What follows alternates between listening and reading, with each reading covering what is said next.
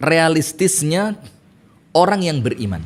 Rasulullah Muhammad SAW mengingatkan kita begini, al-kayyis, orang yang cerdas.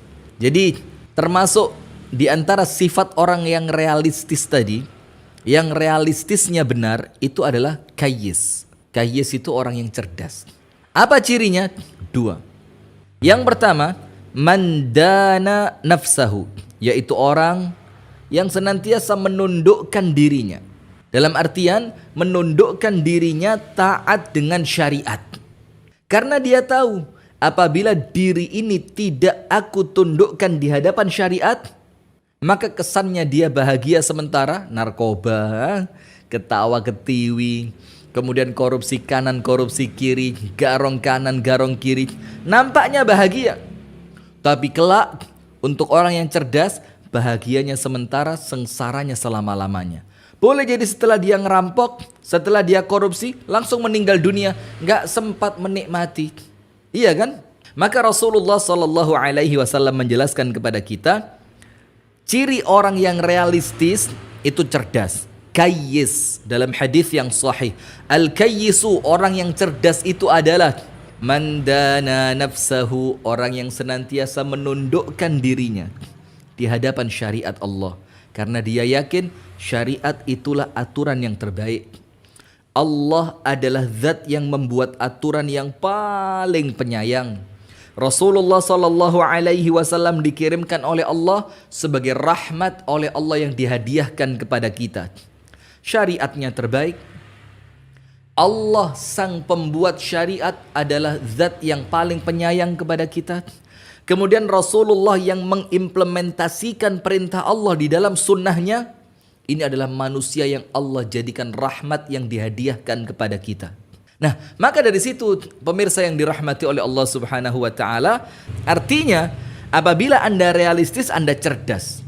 Sementara kecerdasan itu untuk Rasulullah dan untuk orang yang beriman, yang pertama senantiasa tunduk di hadapan syariat. Yang kedua, wa amila lima ba'dal maut, dan setiap gerak-geriknya dia, setiap ucapan yang keluar dari lisannya, setiap perbuatan ketika dia menggerakkan anggota tubuhnya, setiap pikiran yang menyibukkan akalnya, setiap rasa-rasa yang masuk di dalam hati, semua itu dia lakukan, proyeksinya bukan dunia, tujuan akhirnya bukan dunia, tapi meraih akhirat yang sebesar-besarnya. Sehingga ciri yang pertama, orangnya tunduk kepada syariat. Ciri yang kedua, setiap amalannya dia, orientasi yang masuk dalam fikirannya, itu akhirat. Aku melakukan ini, nanti kalau aku mati bagaimana? Aku mengeluarkan uangku di tempat ini, nanti apabila aku mati bagaimana? Aku berteman dengan si fulan, nanti kalau aku mati bagaimana? Aku meninggalkan orang tuaku jauh di rumah, nanti kalau aku mati bagaimana? Jadi pertimbangan-pertimbangan orang yang realistis, yang imannya kuat, itu pertimbangannya tembus sampai akhirat. Tunduk pada syariat, wa amila lima ba'dal maut, dan setiap amalannya itu orientasinya adalah kehidupan setelah kematian yang selama-lamanya. Kemudian kita perlu tahu, apabila realistis untuk orang yang tidak beriman itu adalah capaian dunia. Jadi apabila realistis untuk orang yang tidak beriman itu adalah capaian dunia, apapun caranya, yang penting jadi. Mau jadi presiden, mau jadi menteri, mau jadi one team press, mau jadi wapres, mau jadi direktur, mau jadi komisaris, mau jadi pengusaha sukses, mau jadi dokter yang terkemuka. Mereka nggak peduli bagaimana cara meraihnya, yang penting jadi. Itu ketika orientasi mereka adalah dunia yang pendek ini. Yang penting di dunia senang dulu. Yang penting di dunia bahagia dulu. Yang penting di dunia dapat dulu. Nah, maka dengan itu, untuk orang-orang yang tidak beriman, realistis mereka adalah capaian duniawi. Sementara kita belum tentu realistis itu adalah capaiannya, hasil terakhirnya, tapi juga dari prosesnya. Karena kalaupun proses yang kita lalui untuk mencapai yang kita cita-citakan itu sesuai dengan syariat, Sekali lagi saya ulang, saya akan perlahan. Kalaupun ketika kita mencapai suatu cita-cita, prosesnya itu sesuai dengan tuntunan Allah dan Rasulnya, tidak menipu, amanah, tanggung jawab, disiplin gitu ya, tidak ada kedustaan, tidak ada sogok menyogok, prosesnya benar, ternyata hasil akhirnya tidak seperti yang kita inginkan, maka orang beriman yang realistis tidak akan kecewa. Kenapa dia tidak kecewa? Karena dia yakin ini proses yang aku lakukan yang sesuai dengan apa yang Allah dan Rasulnya inginkan dan contohkan. Kalaupun tidak aku dapatkan hasilnya di dunia, maka akan aku dapatkan kelak di surganya Allah Subhanahu wa ta'ala. Tenang, realistisnya dapat. Sementara orang yang realistisnya itu dunia, prosesnya sembarangan, prosesnya ngawur, sogok kanan, sogok kiri, jegal kanan, jegal kiri, sikut depan, sikut belakang, memfitnah kanan, memfitnah kiri, menjatuhkan kehormatan orang satu, menjatuhkan kehormatan orang yang lainnya, supaya dia mendapatkan dunia yang dia inginkan. Itu pun belum tentu tercapai.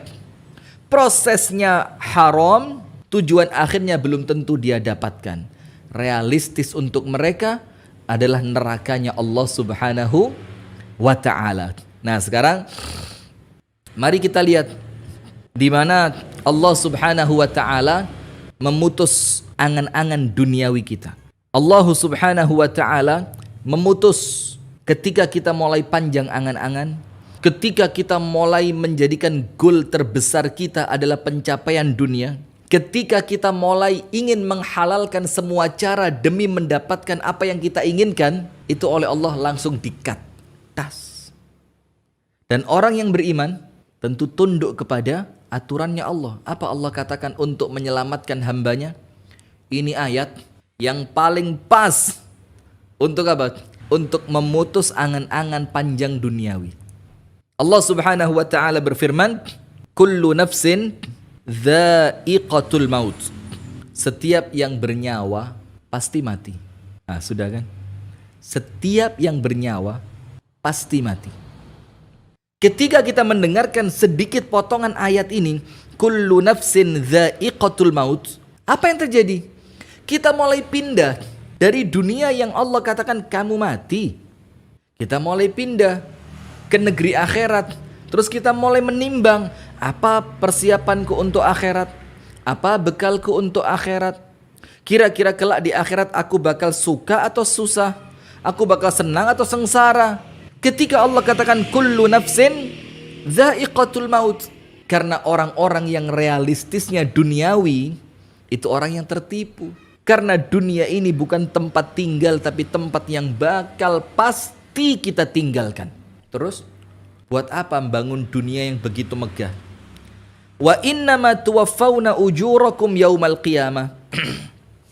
Ini potongan ayat berikutnya. Kullu nafsin dha'iqatul maut.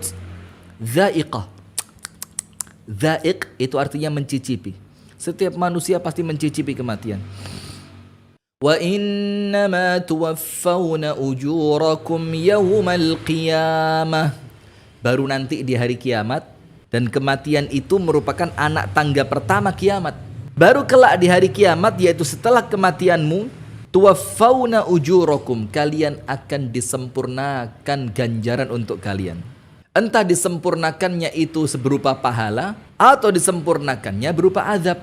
Itu yang akan Allah berikan kepada kita, bukan di dunia. Dunia ini bukan bayaran yang Allah berikan kepada kita, tapi nanti di hari kiamat. Maka realistis kita tembus lagi ke akhirat. Oh, ternyata kalau saya sholat sekarang, saya nggak minta bayarannya di dunia. Oh, ternyata kalau saya baik sama orang tua sekarang, saya nggak hanya minta bayarannya di dunia. Tapi Allah katakan, wa innama tuwaffawna ujurakum yaumal qiyamah. Nanti di hari kiamat baru kamu dapat balasanmu. Ini kembali lagi ke ayat yang pertama, alladzina yu'minuna bil ghaib. Mereka yakin dengan yang ghaib. Faman zuhziha 'anil nari wa udkhilal jannah faqad faz. Dan maka barang siapa yang ketika sampai di hari kiamat, orang itu oleh Allah dijauhkan dari neraka dan kemudian dimasukkan ke dalam syurga, faqad faz, maka itulah orang yang sukses secara hakiki. Ini sukses yang sesungguhnya. Ini sukses yang realistis ketika antum selamat dari neraka dan oleh Allah kita kelak dimasukkan ke dalam syurga. Allahumma amin. Kemudian Allah katakan lagi, wa mal hayatud dunya illa mata'ul ghurur. Dan tidaklah dunia ini, kata Allah, kecuali kesenangan, ghurur yang bikin kalian tertipu. Coba sekalian, teman-teman sekalian, kita baca ayat ini. Bahkan mungkin sering kita dengarkan ayat ini. Bahkan mungkin kita hafal ayat ini. Kullu nafsin dha'iqatul maut wa innama tuwaffawna ujurakum yawmal qiyamah faman zuhziha 'anil nari wa udkhilal jannata faqad faz wa mal hayatud dunya illa mata'ul ghurur. Apal kita ayat ini. Ini ayat yang kelak Allah akan ambil pertanggungjawaban kepada kita. Bukankah kamu dulu sudah baca ayatnya? Bahwa ganjaranmu yang hakiki di akhirat, kata Allah. Pencapaianmu yang realistis, yang hakiki itu akhirat, kata Allah. Dan kesuksesanmu ketika engkau selamat dari api neraka dan engkau oleh Allah dimasukkan ke dalam syurga. Itu kesuksesan. Sementara kita sekarang mengejarnya dengan cara semrawut, dengan cara ngawur, dengan menghalalkan semua cara. Terus realistis apa yang kita bangun di sana? Ada seorang ulama yang kemudian memberikan syair. Yang syair ini merupakan ringkasan kehidupan dunia. Ya itu sudah dunia ini, ya itu, nggak lebih dari itu. Apa dikatakan?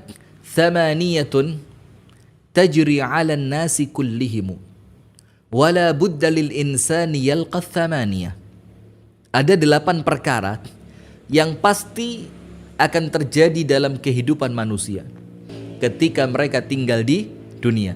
Thamaniyatun tajri 'alan nasi kullihim wala budda lil insani yalqa thamaniyah. Ada 8 perkara yang antum pasti rasakan di dunia ini dan tidak ada seorang pun yang tidak merasakan 8 perkara ini.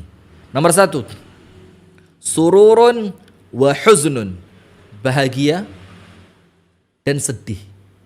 Kadang bahagia, kadang sedih. Kadang tertawa, kadang menangis. Kadang senang, kadang susah. Itu yang pertama. Kemudian wajtima'un wa furqatun, berkumpul dan berpisah. Itu dunia sudah. Memangnya mau akhirat gak bisa pisah? Ini dunia. Maka rugi kalau realistis antum itu dunia. Dunia ini gak menjamin apapun. Sementara jaminan itu, garansi itu ada di akhiratnya Allah Subhanahu wa ta'ala. Kemudian wa usrun wa yusrun, kadang-kadang susah, kadang-kadang mudah. Kadang-kadang sulit, kadang-kadang mudah. Thumma suqmun wa afiyah, kadang-kadang sakit, kadang-kadang sembuh. Kadang-kadang sakit, kadang-kadang sembuh. 8. Yang pertama bahagia dan sedih. Yang kedua kumpul dan pisah. Yang ketiga sulit dan mudah. Yang keempat sakit dan sembuh. Nah, ketika kita faham semua ini, terus buat apa kita kejar dunia ini keterlaluan? Terus kita ngomong begini, si fulan meninggal dunia. Tadi malam baru omong-omongan sama saya. Nggak usah kaget. Terus kamu kira kalau orang hidup gak bisa mati? Aku lebih kaget dengan kekagetan kamu yang kamu anggap orang yang tadi malam hidup sekarang gak bisa mati.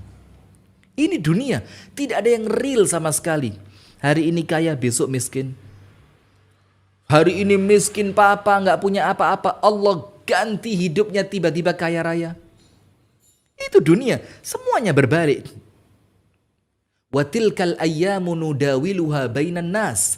Allah Subhanahu wa ta'ala berfirman, dan hari-hari itu kami putar di antara manusia, atas, bawah, tengah, depan, belakang. Yes, begitu dunia ini. Allah firmankan dalam surah Ar-Rahman 26-27. Kullu man 'alaiha fan. Semua yang di muka bumi ini bakal fana, hilang, binasa, hancur, rusak. Kullu man 'alaiha fan. Kalau dunia itu bakal binasa, bakal hancur, kenapa ngejar dunia? Kemudian Allah katakan, wa yabqa wajhu rabbika dzul jalali wal ikram. Yang tersisa hanyalah Allah Subhanahu wa taala yang memiliki kemuliaan dan kebesaran. Artinya apa? Ayo kejar apa-apa yang ada di sisi Allah Subhanahu wa taala.